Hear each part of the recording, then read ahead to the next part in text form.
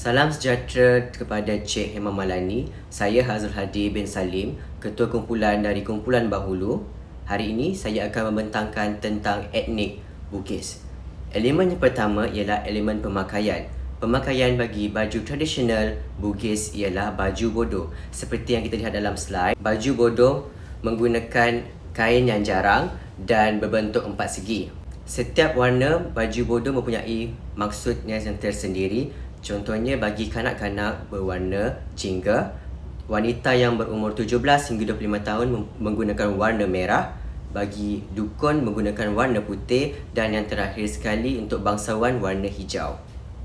Nama saya Muhammad Hisham bin Samsul. Seterusnya saya akan membentangkan tentang pakaian etnik Bugis dari segi moden. Seperti yang kita tahu, pakaian bagi etnik Bugis adalah baju bodoh dan ini merupakan contoh bagi pakaian etnik Bugis yang telah dimodernkan. Ini merupakan replika bagi pakaian etnik Bugis iaitu baju bodoh. Seperti yang kita dapat lihat daripada replika baju bodoh ini, rupanya sama seperti baju kurung tetapi lengannya pendek seperti ini dan sebahagian daripada bahagian depan baju bodoh ini dimasukkan ke dalam kain baju bodoh ini. Dan kain baju bodoh ini sama seperti kain lipat baju kurung. Seperti yang kita dapat lihat, bahagian leher baju bodoh ini dihiasi dengan manik-manik yang sarat untuk mencantikkan lagi baju bodoh itu. Baik, seperti yang kita dapat lihat daripada contoh pakaian etnik Bugis baju bodoh ini, mereka suka menggunakan warna-warna yang terang. Contohnya seperti yang kita dapat lihat di gambar, mereka menggunakan warna merah jambu yang cukup terang dan mereka suka menggunakan kain yang berkilat seperti kain satin, terutama sekali bahagian kain baju bodoh itu. Itu sahaja daripada saya. Terima kasih. Hai, nama saya Nur Syahira binti Muhammad Isa dan hari ini saya akan masak makanan tradisional Bugis iaitu sanggar papek. Bahan-bahan yang diperlukan ialah cili api, sedikit belacan, bawang putih, bawang merah, tomato, limau dan juga pisang mentah. Pisang mentah akan dibuang kulitnya kemudian digoreng dalam minyak panas hingga kekuningan.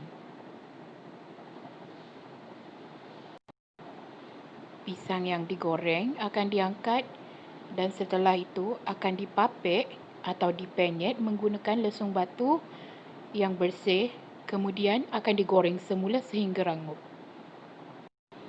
Kerangupan adalah bergantung kepada cita rasa masing-masing.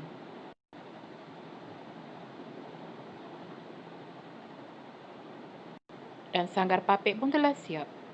Seterusnya untuk sambal sanggar papek, tomato, bawang merah dan bawang putih akan digoreng sehingga kekuningan. Sementara cili api pula akan ditumbuk.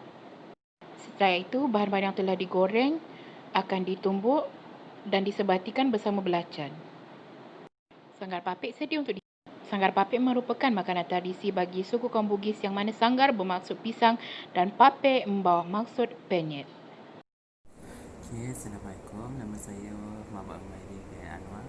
Saya akan terangkan pasal makanan tradisional orang Bugis, which is Portuguese egg tart. Okay, Portuguese egg tart ni dah lama. Cuma dia mengalami perbezaan resipi mengikut zaman. So pada mulanya dia daripada Portugis, and then dia come down to Macau. Lepas tu dia turun ke Indonesia dan sekarang dia berada di region Asia. Okay, dia punya resipi dia adalah kalau dulu dia orang gunakan short pastry, tapi zaman sekarang ni dia orang gunakan puff pastry. Dia akan bagi rasa flakiness, macam bila makan tu rasa flaky dan crumble sikit, cuma dia flaky. So dia main ingredient adalah telur, custard, sugar dengan cornstarch. This is the egg tart, Portuguese egg tart. Itu saja. Terima kasih.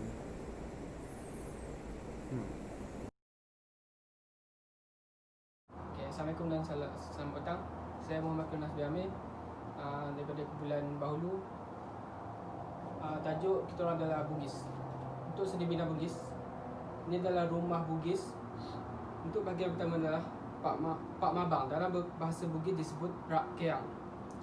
Ia adalah bahagian atas rumah, atas atap yang berfungsi untuk menyimpan bahan pangan padi atau bahan pangan lain dan sebagai tempat menyimpan senjata di atas ni, di dalam. Contoh di sini. Okay. Seterusnya adalah Kalebala. Dalam Bugis disebut Alebola. Ia adalah ruang untuk tempat tinggal terbahagi di dalam rumah, iaitu ruang khusus antara ruang tamu, ruang tidur dan ruang makan dan ruang dapur. Untuk pasir ringgang, dalam bahasa Bugis ia disebut awasau. Adalah bahagian bawah panggung yang dipergunakan untuk menyimpan alat-alat pertanian dan ternakan. Di bawah sini. Hai dan salam sejahtera kepada Miss Hema Malani. Nama saya Nur Atira Hanis dan teman saya iaitu Wan Fei.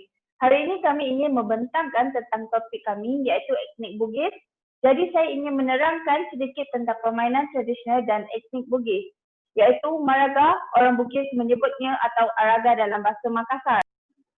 Maraga atau Araga menggunakan bola yang disebut raga seperti yang dipergunakan dalam permainan sepak takraw, namun lebih tebal kerana rotannya dianyam 3 lapis. Bentuk raga atau bola anyaman rotan terlihat susunan anyamannya lebih tebal dibandingkan bola sepak takraw. Jadi ini adalah bola yang digunakan untuk bermain Maraga. Jumlah pemain biasanya terdiri dari 5 hingga 15 orang pria usia remaja sampai dewasa, dengan berpakaian adat Sasapu atau Destar. Aturan bermainnya cukup sederhana, iaitu setiap pemain yang menerima raga harus menjaga agar tidak jatuh ke tanah dengan menyepak, melambungkan atau memantulkan dengan tangan, bahu atau anggota badan lainnya tanpa memegangnya. Pemain yang menjatuhkan raga tidak boleh melanjutkan permainan atau dianggap kalah jika dalam perlombaan. Terima kasih, itu sahaja daripada saya. Saya ingin menerangkan tentang permainan moden bagi permainan etnik Bugis yang telah kami pilih iaitu Maraga. Untuk permainan moden bagi Maraga ialah sepak takraw. Sepak takraw merupakan sejenis permainan antara dua pasukan atau regu yang diangkutai oleh 3 orang pemain bagi setiap regu. Peralatan untuk sepak takraw masih menggunakan bola raga. Cara bermain sepak takraw ialah permainan ini dimulakan dengan salah seorang pemain melambung bola kepada rakannya dengan tangan. Seterusnya, rakannya itu akan menimang bola itu dengan kakinya sekali atau beberapa kali sebelum menendangnya ke arah pemain lain. Pemain-pemain yang membentuk lingkungan atau bulatan itu mestilah bergiliran menimang bola itu dan mengawalnya supaya tidak jatuh ke bumi. Akhirnya, jika bola itu jatuh, permainan dalam pusingan tersebut ditamatkan. Itu sahaja daripada kami. Terima kasih. Hai, saya akan menerangkan tentang kraf tangan tradisional orang Bugis. Baiklah, ini adalah replika sebuah badik. Badik dikembangkan oleh masyarakat Bugis dan Makassar. Seperti keris, badik mempunyai bilah yang asimetrik dan kadang-kadang dihias dengan pamor. Tetapi, badik tak mempunyai ganja seperti keris dan sifatnya yang kecil, boleh dibawa ke mana saja. Badik sering dipakai oleh petani untuk melindungi diri dan tanamannya. Badik mempunyai bentuk dan panggilan yang berbeza. Seperti ini adalah badik Bugis Makassar atau lebih dikenali sebagai badik sari. Ia memiliki kaleh, iaitu bilah yang pipih, batang yang buncit dan tajam, dan capa atau benung iaitu sarung badik. Biasanya badik digunakan untuk membela diri dalam mempertahankan harga diri dan keluarga. Thank you. Assalamualaikum dan salam sejahtera. Saya Nurul Afina binti Ahmad Fauzi. Saya akan menerangkan mengenai kraft tangan moden. Kraft tangan ini merupakan keris bugis dan dinamakan sebagai badik. Ia dikenal pasti melalui rupa bentuk hulu dan sampir. Sampir keris ini mempunyai bentuk hampir serupa dengan sampir keris semenanjung, tetapi lebih bulat dan tajam. Badik moden ini tiada perbezaan yang ketara dari segi luaran. Perbezaannya adalah dari cara pembuatan dan penggunaan bahan. Proses pembuatan badik moden lebih kemas dan canggih serta menjimatkan masa berbanding zaman dahulu yang mengambil masa yang agak lama dan panjang. Ini adalah kerana zaman sekarang menggunakan mesin, bukan secara manual. Bahan yang digunakan pada masa kini turut berbeza iaitu besi, baja dan nikel. Fungsi badik ini adalah sebagai pameran. Itu sahaja dari saya. Sekian, terima kasih.